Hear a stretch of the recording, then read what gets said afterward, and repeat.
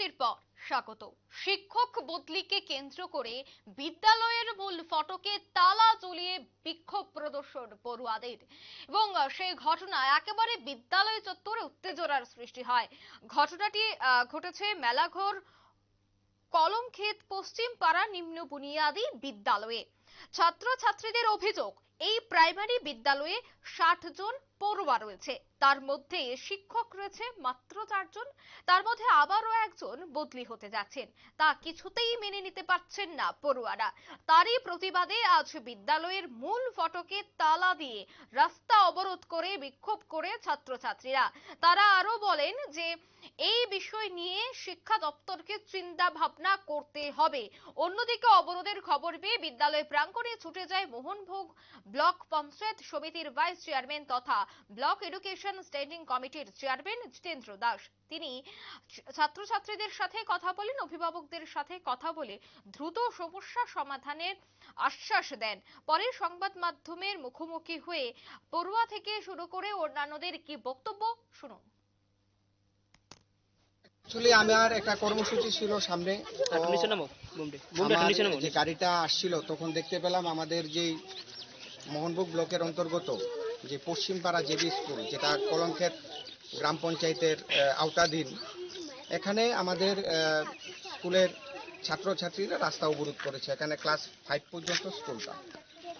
Actually দেখুন, রাস্তা অবরোধ করেছে সেটা তাদের সঙ্গে যখন আমি কথা বললাম, ওনারা আমার ছাত্রছাত্রী ভাই বোনেরা জানিয়েছেন যে ওনাদের একজন শিক্ষক এখান থেকে বদলি করা হয়েছে। আমাদের বর্তমান সরকার আসার পর অ্যাকচুয়ালি ওনারা ছাত্রছাত্রীরা ক্লাস 5 পর্যন্ত পড়াশোনা করে রাস্তা অবরোধ করলে কি হবে, তার সুফল বা তার কি নেগেটিভিটি আসতে পারে, সেটা তাদের এখনো সে বোঝার বয়স এখনো হয়নি। আমি এই কথাটুকু বলছি কেন, যে আমাদের ভারতীয় জনতা পার্টি সরকার আসার পর এবং এই সরকারের সময়ে আমরা একটা সময় আমি এই স্কুলের আমার পার্শ্ববর্তী গ্রাম রয়েছে আমার মোহনভোগ ব্লকের অন্তর্গত, এই স্কুলের মধ্যে যখন প্রথম এসএমসি কমিটির মিটিংয়ে যখন এসেছিলাম, আমাকে আমন্ত্রণ জানিয়েছিল। আমি এডুকেশন স্ট্যান্ডিং কমিটির প্রেসিডেন্ট ভাইস চেয়ারম্যানের সাথে সাথে মোহনভোগ ব্লকের আসার পর দেখতে পেলাম যে স্কুলের মধ্যে জল পড়ছে। আপনারা শুনলেন সংশ্লিষ্টদের অভিযোগ।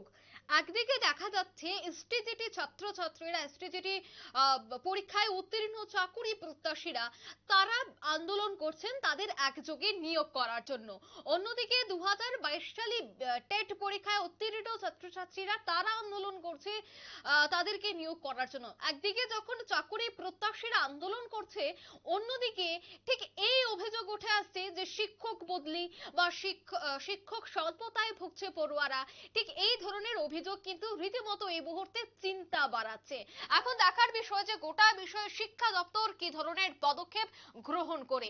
আজকের যে ঘটনা, সেই ঘটনাকে কেন্দ্র করে এখন দেখার বিষয় সংশ্লিষ্ট প্রশাসন, সংশ্লিষ্ট শিক্ষা দপ্তরের আধিকারিকরা কি ধরনের ভূমিকা গ্রহণ করে। নিয়ে নিচ্ছে ছোট্ট একটি বিজ্ঞাপন বিরতি, সঙ্গে থাকুন।